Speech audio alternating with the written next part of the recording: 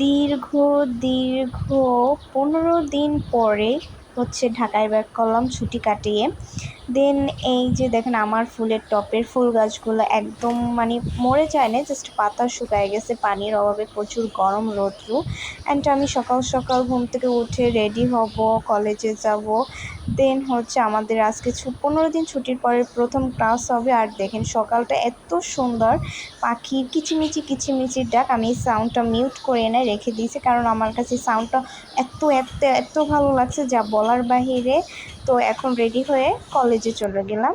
And কলেজে গিয়ে এই হচ্ছে আমাদের আজকে সিপিআর ক্লাস ছিল, ফুল হচ্ছে 8:30 থেকে 12:30 পর্যন্ত। অ্যান্ড দেন দেখেন এই ডামিটা হচ্ছে শ্বাস করতেছে। যাই হোক, আর এই হচ্ছে আমাদের একজন টিচার যে হচ্ছে আমাদের এই সিপিআরটা কিভাবে দিতে হবে এটা প্র্যাকটিক্যালি শিখিয়ে দিতেছিল। উনি খুবই এক্সপার্ট একটা পার্সন। সো এই আর কি, দেখেন কতটা সুন্দর করে। আমিও একটা সিপিআর দিছি, বিশ্বাস করেন ভাই এত কষ্টের যা বলার বাহিরে। বাট যাদের গায়ে শক্তি আছে, জোর আছে, তারাই একমাত্র সিপিআর দিতে পারে। বাট আমাদের মতো মানে মেয়েরা যারা পাতলা পাতলা বাতাসি, তাদের সিপিআর দিতে একটু কষ্ট হয়। তারপরও সিপিআর হচ্ছে যে কেউ দিতে পারবে, নর্মাল পার্সন, মেডিকেল পার্সন, যে কেউ পার্সন যদি সিপিআর সম্পর্কে ন্যূনতম ধারণা থাকে তাহলে তারাও হচ্ছে সিপিআর দিতে পারবে।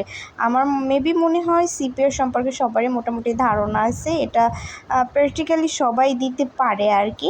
সো এই আর কি, আজকে মানে দেখেন কত সুন্দর করে হচ্ছে আমাদের প্র্যাকটিক্যালি শিখায়। উনি খুবই এক্সপার্ট একটা পার্সন, আমাদের কলেজে আসছে কিছুদিনের জন্য, যে আমাদের শুধু সিপিআরের উপরে বিভিন্ন ধরনের ক্লাস নেবে উনি, তার জন্য।